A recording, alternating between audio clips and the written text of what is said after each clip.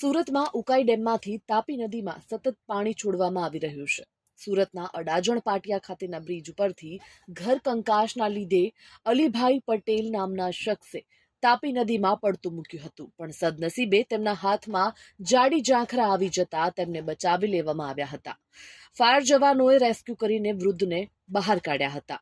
Fire brigade પાસેથી મળતી માહિતી મુજબ જહાંગીરપુરામાં રહેતા 55 વર્ષીય અલીભાઈ પટેલ અડાજણ પાટિયા ખાતેના ચંદ્રશેખર આઝાદ બ્રિજ પરથી નદીમાં કૂદ્યા હતા. જો કે તેઓ ધસમસતા પાણીના વહેણમાં ખેંચાઈ રહ્યા હતા. એ સમયે સદનસીબે તેમના હાથમાં જાડી ઝાંખરા આવી જતા તેઓએ પકડી લીધા હતા. 2 ફાયરના જવાનો તાત્કાલિક બ્રિજની વચ્ચેના ભાગે દોરડા વડે નદીમાં ઉતર્યા હતા અને બાદમાં બંને જવાનો રિંગ બોયા લઈને તરતા અલીભાઈ પાસે પહોંચ્યા હતા અને બાદમાં ફાયર જવાનોએ રિંગ બોયાના ઉપયોગ કરીને પાણીના વહેણમાંથી ભારે જહેમત ઉઠાવીને આધેડનું રેસ્ક્યુ કરીને સહી સલામત અડાજણ તરફના નદી કિનારે લાવ્યા હતા.